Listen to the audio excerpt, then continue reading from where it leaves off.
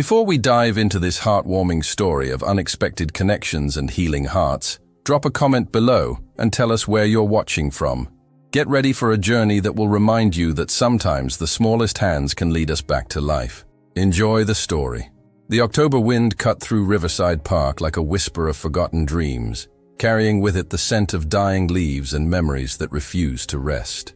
Alexander Reed walked the familiar path with measured steps, his expensive Italian shoes crunching softly against the gravel. At 38, he moved like a man carrying invisible weights, his shoulders slightly hunched, his eyes fixed on the ground ahead, avoiding any chance of human contact. 3 years. 3 long years since he'd last felt truly alive.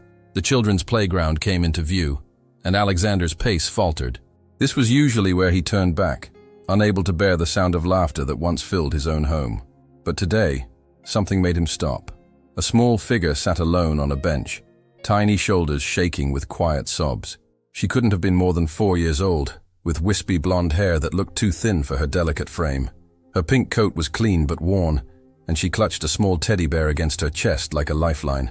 When she looked up, Alexander saw eyes the color of storm clouds, frightened, lost, but somehow still hopeful. "Excuse me," came a voice so small it barely registered above the wind. "Are you a nice man?" Alexander froze. Children had been avoiding him for years, sensing perhaps the darkness that seemed to follow him everywhere. But this little girl was different. She was studying his face with the kind of innocent intensity that only children possessed. I suppose," he managed, his voice rusty from disuse. The girl stood up, wobbling slightly, and took a hesitant step toward him. "I can't find my mommy. She was right here." And then, her lower lip trembled. "I'm scared." Something cracked inside Alexander's chest. Those eyes, so much like Oliver's when he used to have nightmares. Without thinking, he found himself kneeling down to her level. "What's your name, sweetheart?" "Madison," she whispered. "Madison Chen." "My mommy says when you're scared, you should find a safe person." She paused, tilting her head. "You look sad, but not scary. Can you help me find her?" Before Alexander could answer, Madison did something that shattered the last of his defenses. She reached out her small hand and asked, "Can you hold my hand? I'm really, really scared." For a moment, Alexander couldn't breathe. 3 years of careful isolation, of avoiding any human connection that might remind him of what he'd lost, hung in the balance. But looking into Madison's trusting eyes, he saw not his son, but this brave little girl who needed him right now. He took her hand. "Madison!" The cry came from across the playground. A young woman in scrubs was running toward them, panic written across her face. Sarah Chen was 29, though worry had aged her beyond her years. When she saw her daughter holding hands with a stranger, maternal instinct kicked in. "Step away from my daughter," she said firmly, though Alexander could hear the relief beneath the caution. Madison tugged on Alexander's hand. "It's okay, Mommy. He helped me. He's not scary. He's just sad like me when I have to take my medicine." Alexander slowly released Madison's hand and stood, keeping his movements non-threatening. She was lost. "Thank you," Sarah interrupted, her voice softening as she gathered Madison into her arms. "I only turned away for a second to answer my phone. The hospital needed." She trailed off, suddenly aware she was sharing too much with a stranger. But Alexander wasn't looking at her with judgment. His eyes held a pain she recognized, the look of someone who understood loss intimately. "She's very brave," he said quietly, "and smart. She knew to find help." Madison wiggled in her mother's arms. "Mommy, he held my hand when I was scared, just like you do." Sarah studied the man before her, tall, well-dressed, with prematurely gray hair and eyes that seemed to hold 1,000 untold stories. There was something broken about him, but also something inherently gentle. "What's your name?" Madison asked Alexander directly. He hesitated.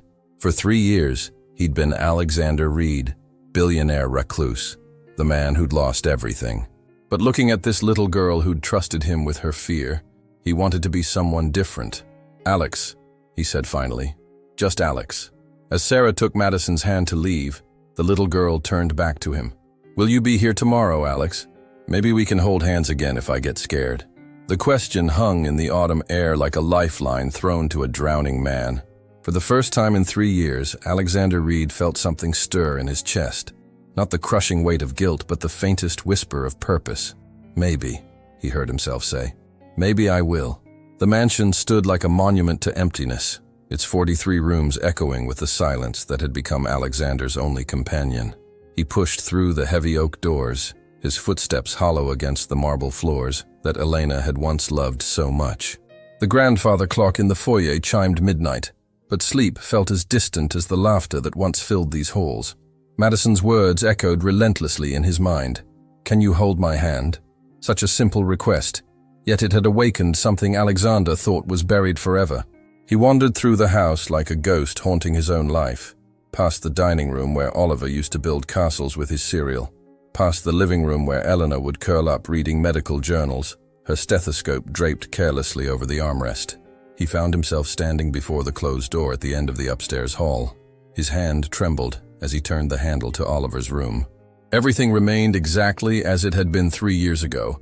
The race car bed still unmade from that last morning, toy trucks scattered across the floor, a half-finished puzzle of dinosaurs on the little desk. The Superman poster still hung crooked because Oliver had insisted on putting it up himself. Alexander sank into the tiny chair beside the bed, his large frame looking absurd in the child-sized furniture. He picked up Oliver's favorite stuffed elephant, Mr. Peanuts, and held it against his chest. The fabric still smelled faintly of childhood, bubble bath and dreams. "I'm sorry," he whispered to the empty room. "I'm so sorry I wasn't there." The guilt crashed over him like a familiar tide. He'd been in Singapore, closing a billion-dollar deal that seemed so important then. Elena had called that morning, excited about Oliver's upcoming 6th birthday party. "He wants a superhero theme," she'd laughed. "Says he's going to have real powers by the time you get home." But Alexander never made it home. Not in time for the party, not in time to save them from the drunk driver who ran the red light on Maple Street, not in time to say goodbye. For 3 years, he'd convinced himself that isolation was penance, that avoiding life was honoring their memory. He'd stepped back from his company, from friends, from anything that resembled happiness. He'd become a shadow of the man Elena had loved, the father Oliver had adored. But tonight, something felt different. Madison's fearless trust, her innocent request for comfort, had cracked something open inside him. For the first time since the accident, Alexander didn't feel only crushing guilt. He felt something else, a flicker of the protectiveness he'd once felt as a father, the instinct to comfort and shield. As he sat in Oliver's room, holding Mr. Peanuts, Alexander made a decision that would have seemed impossible just hours earlier. Tomorrow, he would return to the park, not to replace what he'd lost, but to honor it by choosing to live again. Outside, the first rays of dawn painted the sky pink, and for the first time in 3 years, Alexander Reed didn't dread the coming day. 3 days passed before Alexander found the courage to return to Riverside Park. He told himself it was just a walk, nothing more. But his hands trembled as he approached the playground at exactly 3:30 p.m., the same time he'd encountered Madison before. She was there. The little girl sat on a specialized swing, moving slowly while Sarah watched from a nearby bench. Madison's thin blonde hair caught the afternoon sunlight, and even from a distance, Alexander could see she looked tired. "Handman!" Madison's delighted cry echoed across the playground.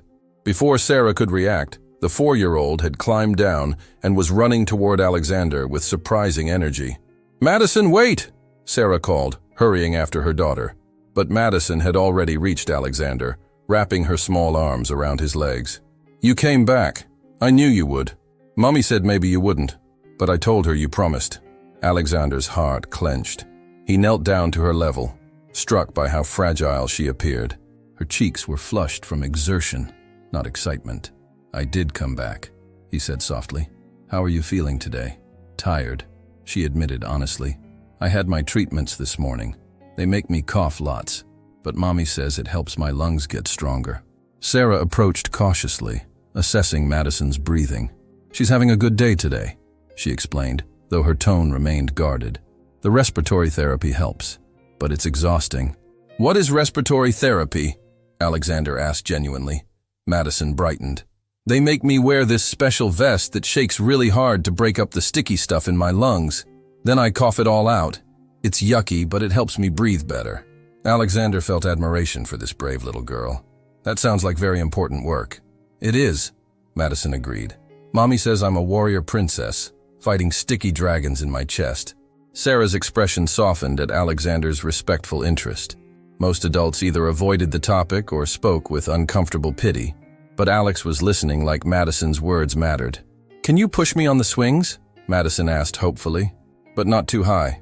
Mommy says I have to be careful. Alexander looked to Sarah for permission. After hesitation, she nodded. Just gently, please. As Alexander carefully pushed Madison on the swing, keeping motion slow and steady, Sarah observed him. He was around 40, with kind but deeply sad eyes. His expensive clothes were understated, and he moved with purpose, like someone accustomed to responsibility. Higher! Madison giggled, then coughed. Not higher, sweetheart, Alexander said immediately, slowing the swing. Remember what your mom said. The fact that he'd listened and remembered surprised Sarah. Adults often forgot Madison's limitations, but Alex seemed instinctively aware. During their afternoon together, Sarah noticed how naturally Alexander interacted with Madison. He didn't talk down to her or treat her like she might break. When Madison needed rest, he sat beside her and listened to her chatter seriously. Do you have kids, Alex? Madison asked during a break. Pain flashed across Alexander's face before he composed himself. I had a son once, he said quietly. His name was Oliver. Where is he now? Madison asked innocently. He's not here anymore, Alexander whispered. Madison, with childish wisdom, seemed to understand this was sad. She took Alexander's hand in both of hers. I'm sorry your little boy isn't here, she said solemnly. But maybe he would like that you're being nice to me. Sarah felt tears as she watched this broken man struggle while her daughter offered pure comfort. I think he would, Alexander managed. I think he would like you very much. What started as chance became routine.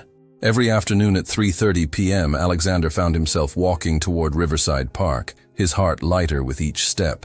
Madison would spot him and run with that delighted cry, "Handman!"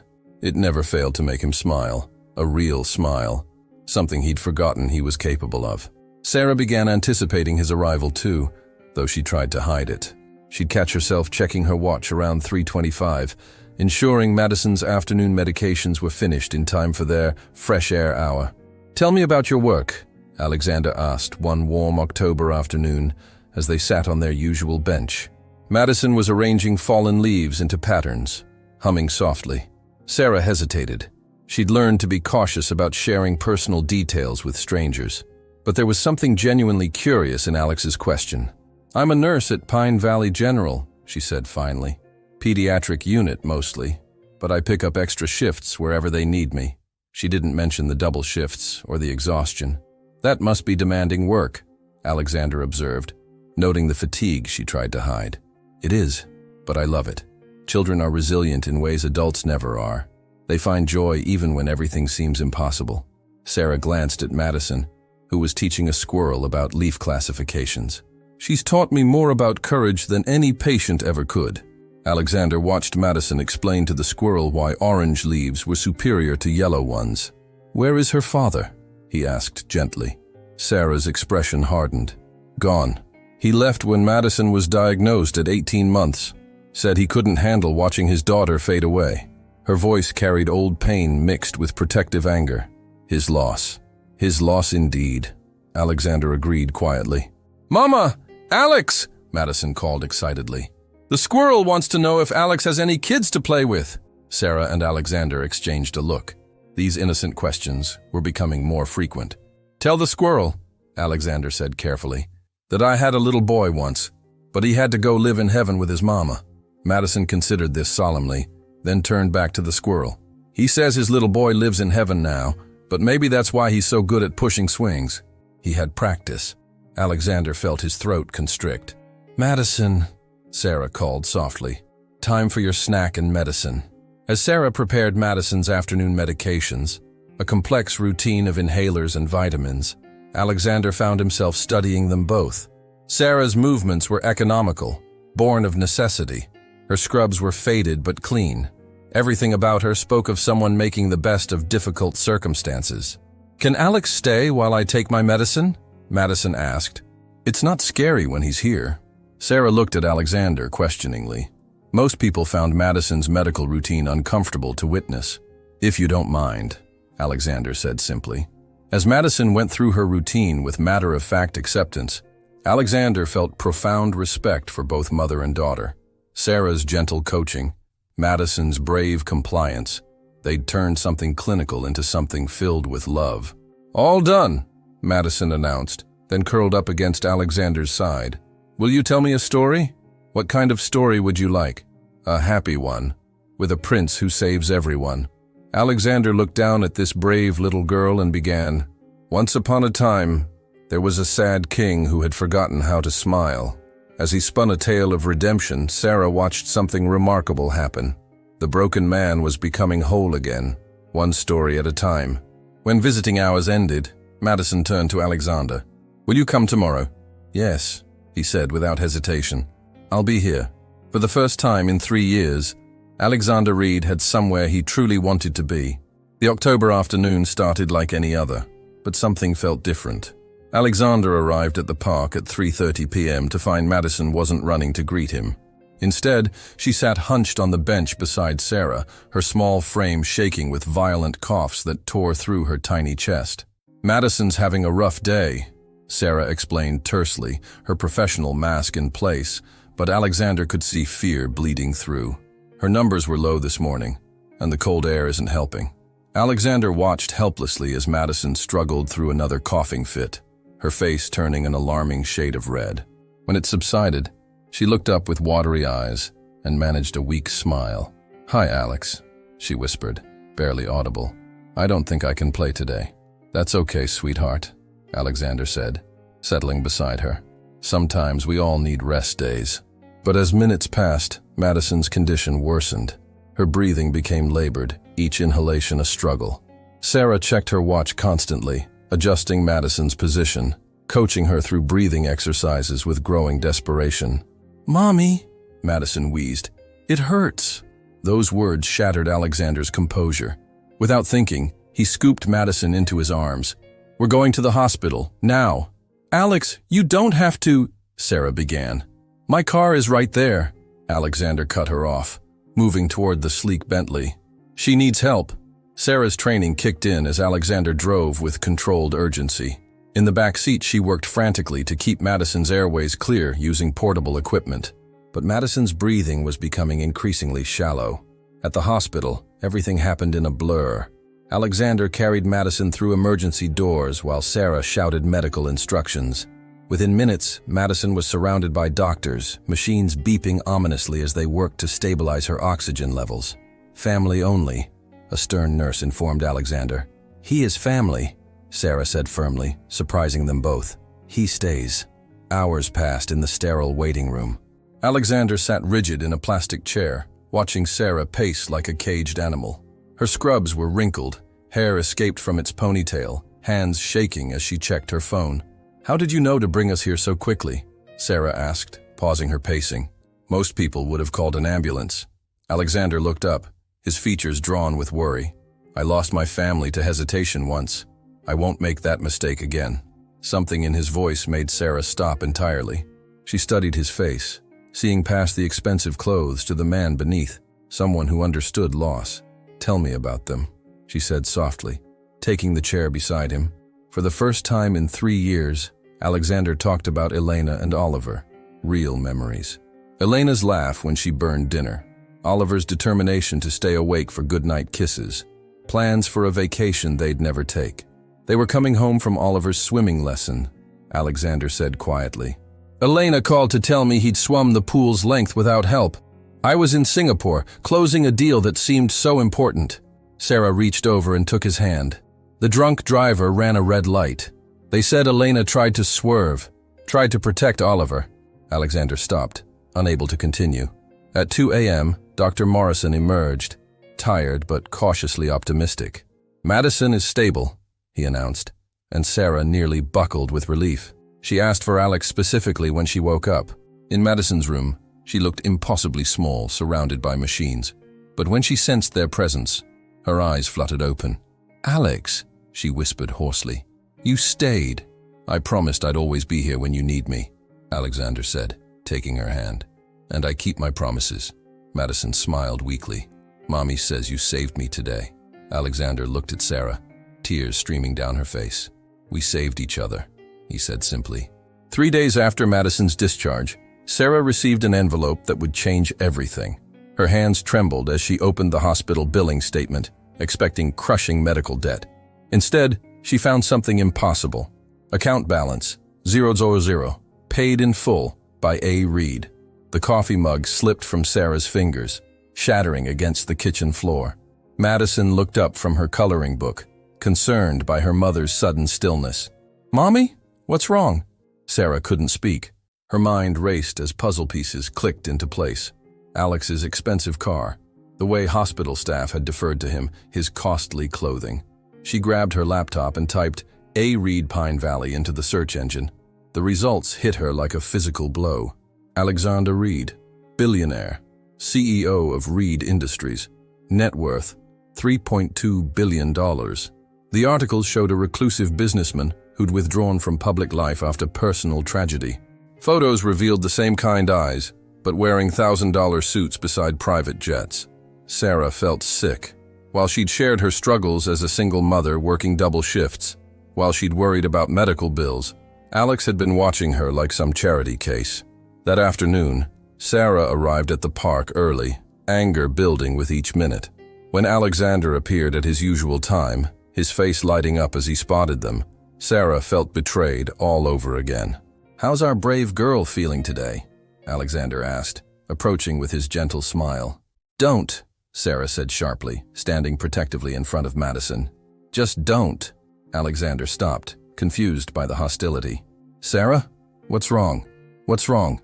You've been lying to me for weeks. You let me pour my heart out about struggling with Madison's bills while you're worth $3 billion. The color drained from Alexander's face. Sarah, I never lied. You told me your name was Alex. You said you worked in business. You let me think we were equals while you were probably laughing at the poor single mother and her sick kid. Madison began crying, frightened by her mother's anger. Alexander moved toward her, but Sarah blocked his path. Don't touch her, Sarah seethed. I know what this is. You lost your son, so you decided my daughter could be your replacement. We're not your pet project, Alexander Reed. Madison isn't a substitute for Oliver. The words hit Alexander like blows. That's not... You don't understand? I understand perfectly, Sarah continued, voice breaking. You saw a vulnerable woman and sick child and thought you could play savior. Well, we're not charity cases.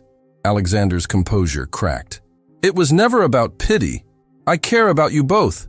You care about fixing your guilt, Sarah shot back. Madison's not broken, and neither am I. Madison was sobbing now, reaching toward Alexander while Sarah held her back. Mommy, why are you yelling at Alex? He's nice. He lied to us, baby, Sarah said through her own tears. Alexander looked at Madison's tear-stained face, then at Sarah's fury, and felt something shatter inside him. Maybe she was right. Maybe he had been trying to replace what he'd lost. You're right, he said quietly, voice hollow. I should have told you who I was from the beginning. I was selfish. He looked at Madison one last time. I'm sorry. Alex! Madison cried as he walked away. Don't leave me! But Alexander kept walking, each desperate call feeling like a nail in his coffin. Behind him, Sarah gathered her sobbing daughter, her own heart breaking as the man who'd brought light back into their lives disappeared into the evening darkness. That night, as Madison cried herself to sleep asking why Alex was gone, Sarah wondered if she'd just made the biggest mistake of her life. 1 week after the confrontation, Sarah's world exploded. She was preparing Madison's morning medications when her phone rang with an unknown number. Ms. Chen, this is Jake Morrison from the Pine Valley Tribune. I'd like to ask about your relationship with billionaire Alexander Reed. Sarah's blood ran cold. I don't know what you're talking about. We have photos of you and your daughter with Mr. Reed at Riverside Park. Multiple sources confirm he's been seen with you regularly. Can you comment on the nature of your relationship? Sarah hung up, hands shaking.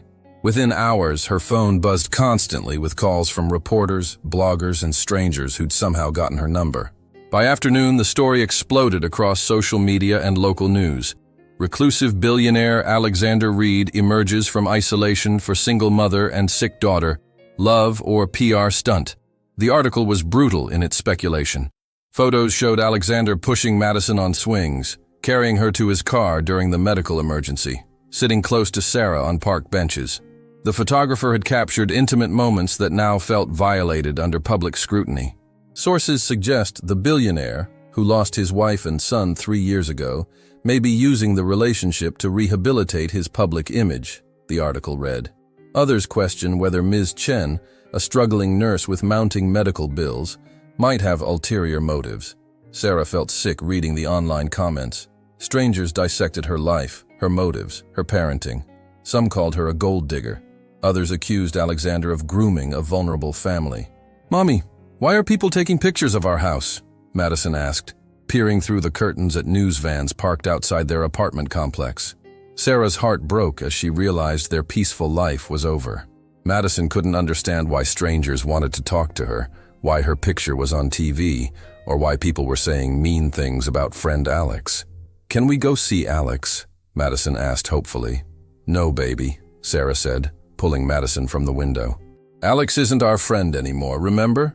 But watching Madison's face fall, Sarah began wondering if her anger had blinded her to something important. Meanwhile, Alexander sat in his mansion's study, staring at the same news coverage with rage and despair. His lawyers were working to stop the harassment, but the damage was spreading faster than they could contain it. Marcus Webb, his longtime lawyer, sat across from Alexander's desk grimly. "We can file injunctions, but the story's gone viral. Someone leaked your medical records from the hospital. That's how they connected you to the family. I don't care about my reputation," Alexander said quietly. "But Sarah and Madison don't deserve this. They're being crucified because of me." That evening, Alexander drafted a public statement. "The recent speculation about my personal life has caused unnecessary pain to people I care deeply about." Sarah Chen and her daughter Madison showed kindness to a stranger. "They owe no explanations for their friendship, and I deeply regret that my presence in their lives has subjected them to public scrutiny they never deserved. I am withdrawing from any contact with the family to protect them from further harassment." But as Alexander prepared to release the statement, his assistant knocked urgently. "Sir, there's been a development. Ms. Chen and her daughter, they've left town. Neighbors say they packed this morning and drove away. No one knows where they went." Alexander stared out his window toward the park where it all began, feeling more alone than since Elena and Oliver died. Somewhere on a highway leading out of Pine Valley, Sarah drove with tears streaming down her face while Madison slept in the back seat, clutching the teddy bear Alexander had won for her at the park's carnival. They were both running from the man who'd taught them to trust again. 2 weeks after Sarah and Madison vanished, Alexander had become a prisoner in his mansion. The media circus had died, but silence was worse. He wandered 43 empty rooms, each echoing with memories of families lost. The park sat abandoned outside his window. Alexander had driven by once, hoping to see Madison's pink coat on swings, but found only empty equipment swaying in autumn wind. His housekeeper, Mrs. Patterson, watched him sink deeper into despair. She'd witnessed his transformation with Madison, and Sarah now watched him retreat further than ever. "Mr. Reed," she said gently, bringing coffee he wouldn't drink, "you need to take care of yourself." Alexander looked up from Oliver's toy elephant, Mr. Peanuts. "She was right, Sarah. I was trying to replace them, using Madison to fill the hole Oliver left." "Were you?" Mrs. Patterson asked. "I watched you with that girl. I saw how you lit up when she laughed, how careful you were with her treatments. That wasn't replacing Oliver. That was loving Madison for exactly who she is. But maybe it started that way. Love rarely starts pure," Mrs. Patterson said wisely. "It grows pure. The question isn't how it began, it's what it became." Meanwhile, in Kansas, Sarah and Madison had found refuge with Sarah's sister Lisa. But Madison was fading. Away from familiar doctors, her routine disrupted. Missing Alexander, the little girl struggled emotionally and physically. "She needs a specialist," Lisa said quietly, watching Madison listlessly play. "Her color isn't good." Sarah knew her sister was right. Running away hadn't protected Madison. It had hurt her. "Mommy," Madison said that evening, "can we go home? I want to see Alex. I want to tell him I'm sorry the scary people were mean to him." Sarah's heart shattered. Her 4-year-old was apologizing for the media circus. "Why are you sorry, baby?" Because Alex looked so sad when you yelled. Then scary people came and now he's alone again. Who's going to hold his hand when he's scared? That night, Sarah sat by the window staring at Kansas stars. For the first time since discovering Alexander's identity, she remembered the good moments. How he'd known when Madison needed rest. How he'd never made her feel inferior. His genuine tears when Madison comforted him about Oliver. Maybe Alexander had started seeking to fill a void, but hadn't she done the same? Hadn't she been longing for someone to share Madison's care? As midnight struck, two broken hearts beat with the same realization. They had found something real and beautiful, and in fear and pride, they had destroyed it. 3 days later, Madison made a decision that would change everything. While Sarah was on the phone with a Kansas pediatrician, and Lisa was grocery shopping, 4-year-old Madison quietly gathered her belongings into her small backpack. She'd been listening to grown-ups talk in hushed voices about different doctors and starting over somewhere new. But Madison knew what she needed, Alex. And if grown-ups were too scared to fix things, she would do it herself. With determination only a child possesses, Madison slipped out of Lisa's house and began walking toward the direction we came from. In her backpack, her inhaler, the teddy bear Alexander had won for her, and a drawing of the three of them holding hands at the park. She'd walked nearly 2 hours, resting frequently as breathing became labored, when Trucker Pete spotted her on the highway shoulder. His CB radio crackled as he called for help, but Madison, seeing his concerned face, climbed into his cab willingly. "Where are you trying to get to, little darling?" Pete asked gently. "I need to find Alex," Madison said simply. "He lives in a big house in Pine Valley. He's very sad because scary people were mean, and because Mommy yelled at him. I need to tell him it's okay and that I still want to hold his hand." Pete's heart broke listening to this brave girl. Through his CB network, he learned about the missing child alert. But instead of immediately calling police, he made a different call, directly to Alexander Reed's private number. Meanwhile, Sarah was in complete panic. She'd returned to find Madison's room empty, except for a crayon note. "Gone to find Alex. Love, Madison." Local police had been notified, but Sarah knew where her daughter was heading. Alexander's phone rang at exactly 3:30 p.m., their old park time. A gruff trucker delivered the most beautiful and terrifying news of Alexander's life. "Mr. Reed, I got a little girl here says she knows you. Name's Madison. She's real sick, sir, and she's been walking for hours trying to get back to you." Alexander's hands shook. "Is she all right? Where are you?" "About 40 miles outside Pine Valley on Interstate 70. Sir, this little girl's got more courage than most grown folks. She says you're sad, and she needs to hold your hand to make it better." "Don't move," Alexander said, grabbing his keys. "I'm coming." The drive took 35 minutes that felt like hours. When Alexander saw Pete's truck at the rest stop, his heart nearly stopped. Madison was sitting in the passenger seat, looking impossibly small, but when she saw his car, her face lit up with pure joy. "Alex!" she cried, tumbling out and running toward him despite exhaustion. "You came. I knew you would." Alexander caught her in his arms, tears streaming as he held her tiny frame. She felt so fragile, so precious. "Madison, you scared me so much. You could have been hurt." "But I wasn't," Madison interrupted with 4-year-old logic. "Because I knew you'd find me. You always keep your promises." As Alexander thanked Pete and called Sarah, Madison looked up with those storm cloud eyes that first captured his heart. "Alex, are you still sad?" "Yes, sweetheart. Very sad. But seeing you makes me happy." "Good, because I brought you something." Madison reached into her backpack and pulled out the crayon drawing. "It's us at the park, see? We're all holding hands and smiling." Alexander stared at the drawing. 3 stick figures connected by carefully drawn hands under a bright yellow sun. In a child's eyes, it was so simple. "Madison, your mommy was very upset with me. She thinks I wasn't honest." "Were you honest?" Madison asked directly. "I was honest about loving you, but not about who I was or how much money I have." Madison considered this seriously. "Do you still love me and Mommy? More than anything." "Then that's the important, honest part. Money can't push swings or hold hands when you're scared." Sarah arrived at Alexander's mansion as the sun was setting, her sister Lisa driving behind her. They'd driven through 3 states without stopping, fueled by panic, relief, and something Sarah was finally ready to admit: love. The mansion's front door opened before Sarah could knock. Alexander stood there holding Madison, who wore one of his oversized sweaters like a dress and clutched her teddy bear. "Mommy, I found Alex, and he found me too, just like I knew he would." Sarah's knees nearly buckled as she reached for her daughter. "Madison Chen, you scared me to death.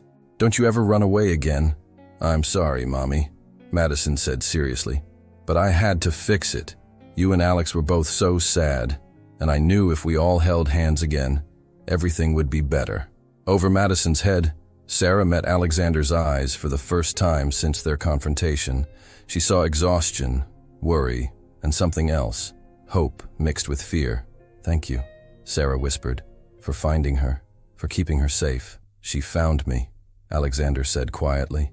"She's the bravest person I know." Lisa cleared her throat gently. "Madison looks tired. Maybe we should get her settled somewhere she can rest." "Can we go to Alex's house?" Madison asked hopefully. "It's really big, and I want to show Mommy the room where he keeps Oliver's toys." Sarah's breath caught. "Madison, we can't just—" "Please stay," Alexander interrupted, voice rough with emotion. "Both of you, at least for tonight. Let me make sure Madison's okay.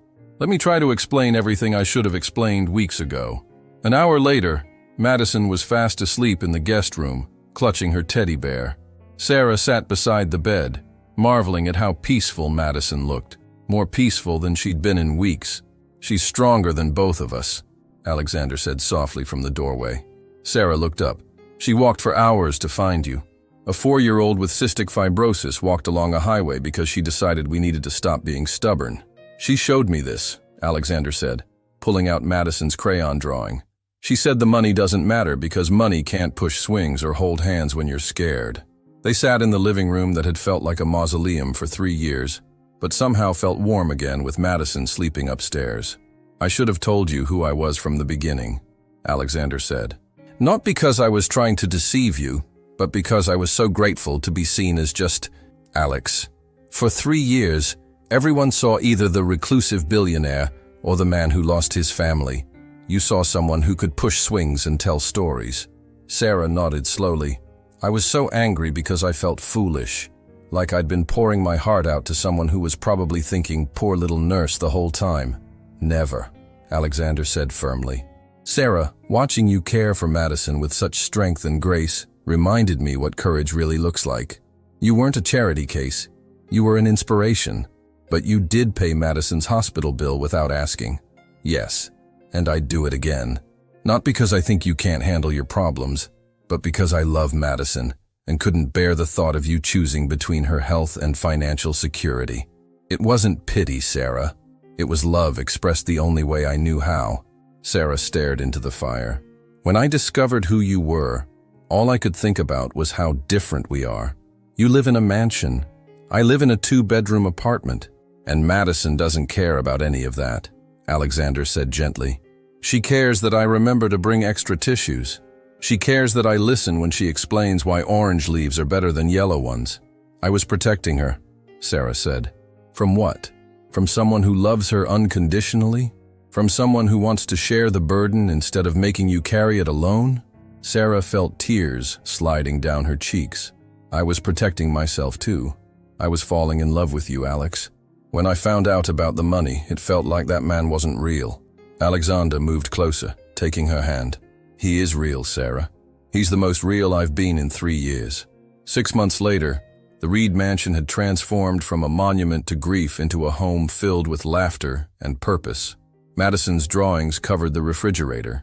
Her medical equipment sat organized in what had been Alexander's formal study, and a child's voice echoed through halls silent for too long.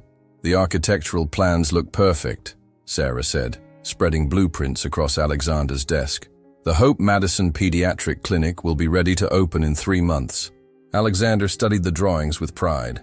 Named after the little girl who'd taught them about courage, the clinic would provide free treatment for children with cystic fibrosis and other chronic conditions.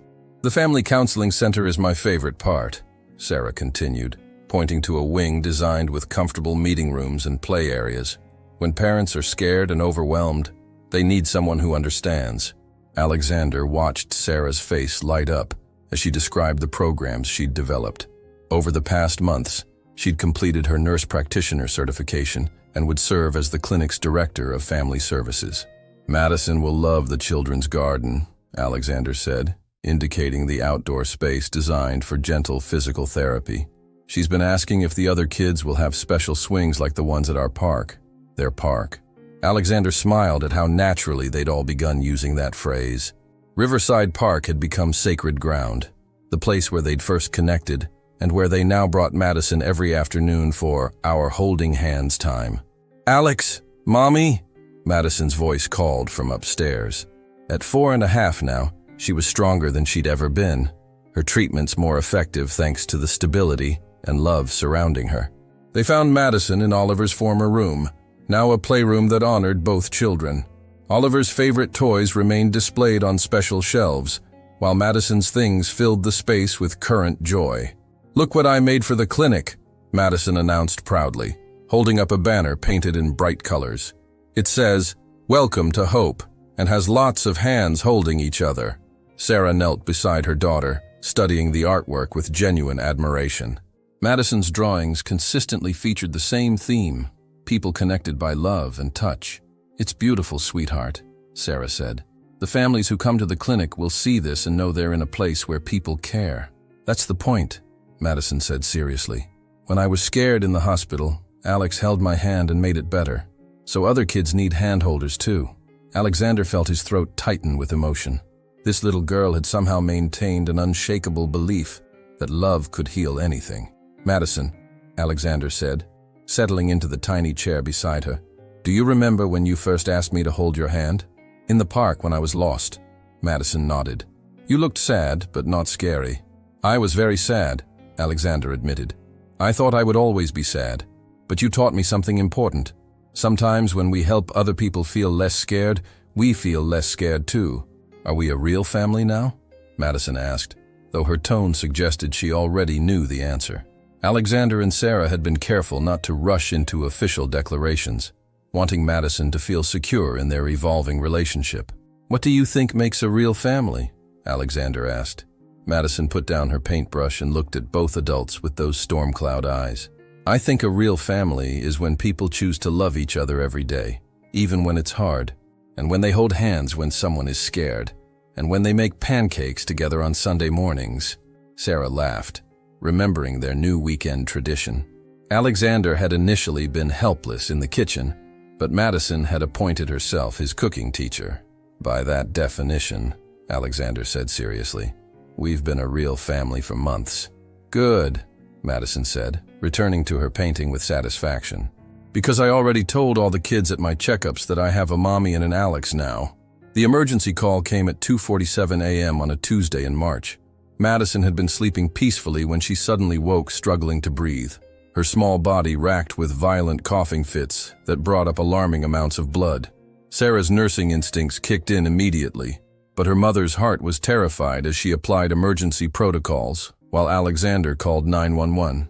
They'd been through medical scares before, but this felt different, more urgent, more dangerous.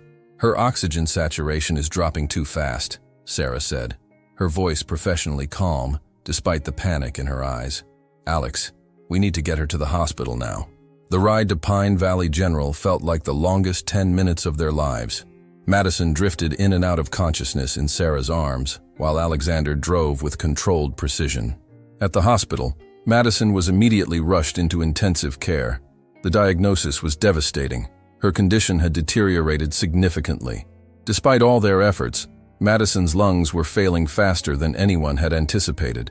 Dr. Morrison delivered the news with gentle honesty. "We need to discuss lung transplant options. Madison's current treatment isn't sufficient anymore. Without intervention, we're looking at months, not years." The words hit Alexander and Sarah like physical blows. They'd known this day might come, but somehow they'd believed love and hope could hold it at bay indefinitely. "What are her chances?" Alexander asked, his voice barely steady. "With a transplant, excellent.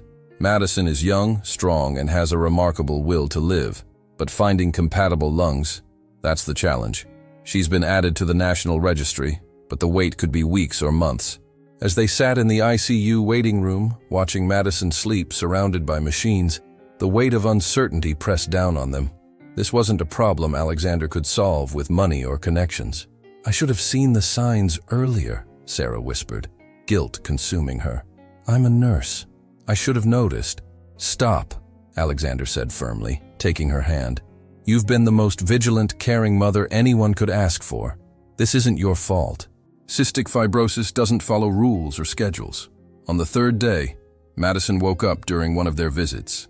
Her voice was weak, but her spirit remained unbroken. "Are you scared?" she asked, looking between Sarah and Alexander with those wise storm cloud eyes.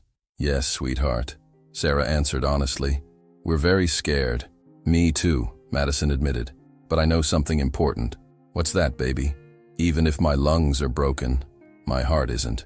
And my heart knows you'll both be holding my hand no matter what happens." Alexander felt tears streaming down his face. This 5-year-old girl, facing the fight of her life, was comforting them. "Madison," Alexander said, his voice thick with emotion, "do you remember what you told me about families? That we choose to love each other every day, even when it's hard?" "Especially when it's hard," Alexander confirmed. "And right now, loving you means fighting alongside you. Whatever comes next, we face it together." That night, unable to sleep in the uncomfortable hospital chairs, Sarah and Alexander found themselves in the hospital chapel. "I can't lose her," Sarah whispered into the darkness. "I can't imagine a world without her laugh, without her endless questions, without her tiny hand in mine." "We won't lose her," Alexander said, though his voice carried the weight of a man trying to convince himself. "Madison is the strongest person I know." As dawn broke over Pine Valley, a call came that would change everything. Dr. Morrison's voice was carefully controlled, but Sarah could hear the excitement underneath. "We have a potential match. Lungs became available from a donor in Chicago. The tissue compatibility looks promising, but we need to move fast. Can you be ready for surgery prep in 2 hours?" Madison had somehow awakened and was listening with the gravity of someone far older than 5. "Are we ready?" Alexander asked Madison directly. Madison reached out both small hands, one for Sarah, one for Alexander. "I'm ready if you're ready to hold my hands through the scary part." "Always," they said in unison. Chapter 13. Breathing New Life. The 8-hour surgery felt like 8 lifetimes.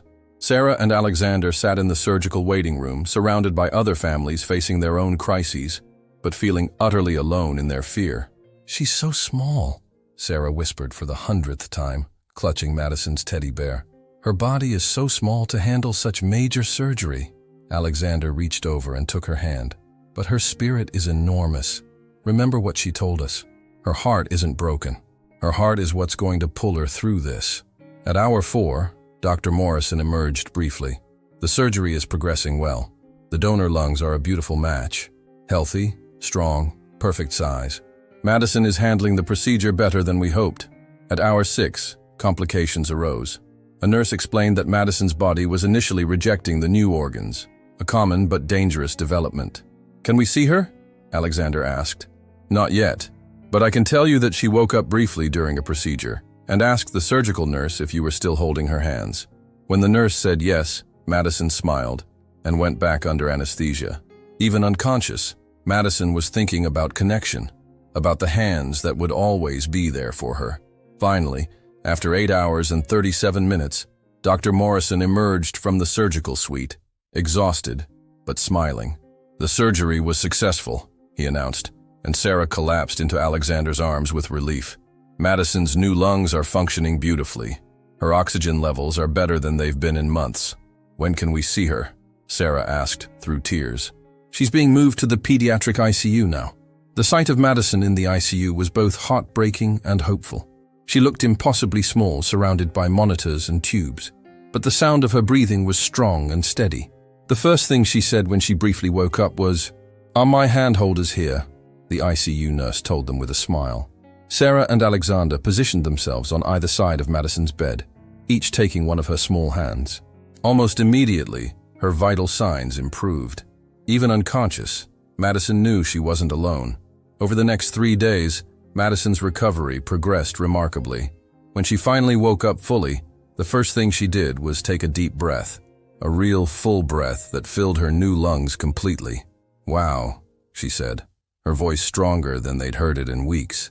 "Breathing is amazing. I forgot how good it feels to have air that goes all the way down." "How do you feel, sweetheart?" Sarah asked, smoothing Madison's hair. "Different, but good different. Like someone gave me a present and the present is air." Madison looked between Sarah and Alexander. "Did you hold my hands the whole time?" "Every minute," Alexander assured her. "We wouldn't dream of letting go." "I know. I could feel you even when I was sleeping. It made the scary parts less scary." Dr. Morrison visited with test results that exceeded expectations.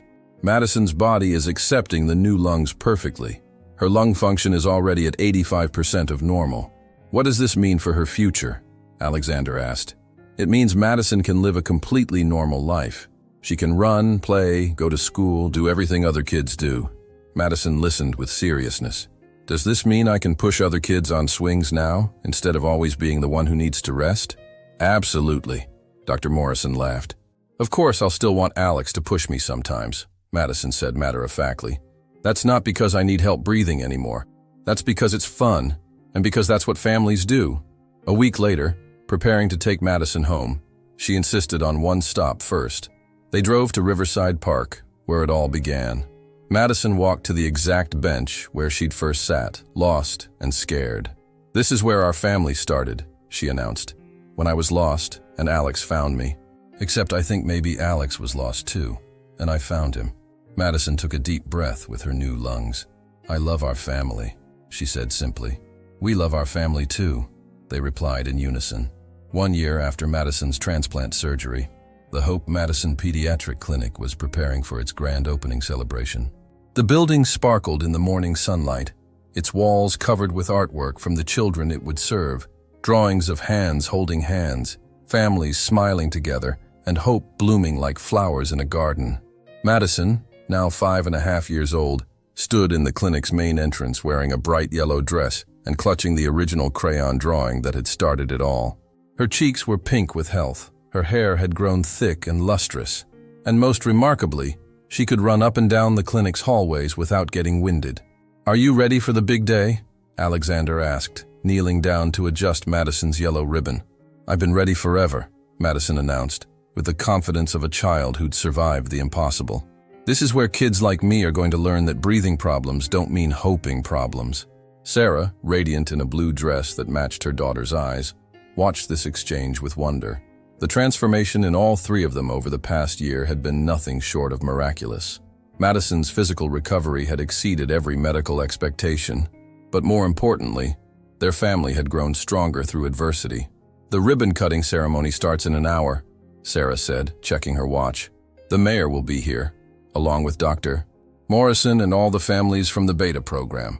The Beta program had been Sarah's idea, a 6-month trial run where the clinic had quietly treated 10 families, working out logistics while Madison recovered. Those families would be the guests of honor today, living proof that the clinic's mission was already changing lives. "Mommy, look!" Madison called excitedly, pointing to a familiar figure walking up the clinic's front pathway. "It's Pete!" The trucker who'd found Madison during her brave escape from Kansas had become an unlikely family friend. He'd made the drive from his home base in Missouri specifically for today's ceremony, wearing his best shirt and a proud smile. "There's my favorite little escape artist," Pete said, scooping Madison up in a gentle bear hug. "Look at you, all grown up and opening hospitals." "It's a clinic, not a hospital," Madison corrected seriously. "And I didn't open it by myself. Alex and Mommy helped, and so did lots of other people. But mostly we opened it because kids need handholders when they're scared."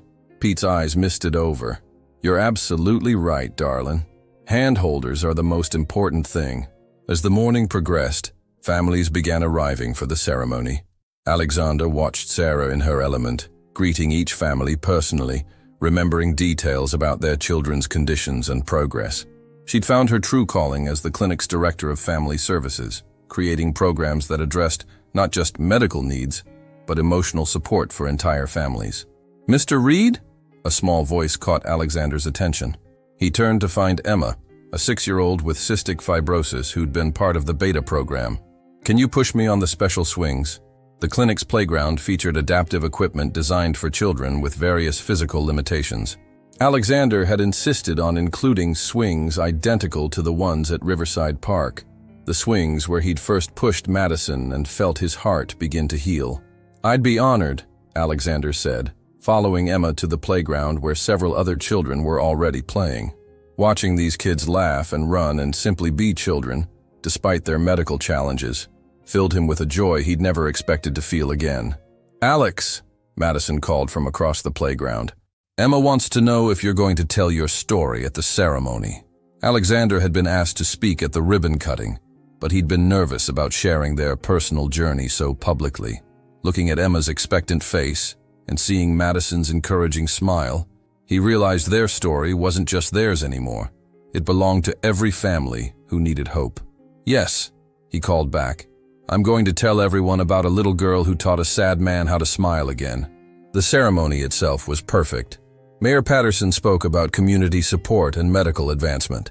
Dr. Morrison discussed the cutting-edge treatments the clinic would provide. Sarah presented the family support programs with passion and expertise. But when Alexander stepped to the microphone, the crowd fell silent. For 3 years after losing Elena and Oliver, he'd been a recluse. This was his first public appearance since emerging from isolation, and everyone in Pine Valley knew the significance. 18 months ago, Alexander began, his voice carrying clearly across the gathering. "I was a man who'd forgotten how to hope. I'd lost my wife and son, and I believed my capacity for love had died with them. I was wrong." He looked directly at Madison, who was sitting in the front row between Sarah and Pete, her legs swinging with excitement. "I was wrong because one October day, a brave little girl asked me to hold her hand. She was lost and scared, but instead of just helping her find her mother, she helped me find myself. Madison Chen taught me that love doesn't replace love. It multiplies it. That healing doesn't mean forgetting. It means growing big enough to hold both grief and joy." Alexander's voice grew stronger as he continued. "This clinic exists because Madison showed us that miracles aren't just medical breakthroughs. They're the connections we make with each other. Every child who walks through these doors will find excellent medical care, but more importantly, they'll find a place where people understand that sometimes the best medicine is knowing someone will hold your hand when you're afraid." The applause was thunderous, but Alexander only had eyes for his family. Madison was beaming with pride. Sarah was crying happy tears, and both of them were looking at him with the kind of love that makes everything else possible. After the ribbon was cut and the tours concluded, the three of them found themselves back in the clinic's main entrance, standing beneath Madison's "Welcome to Hope" banner. "We did it," Sarah said softly, taking Alexander's hand.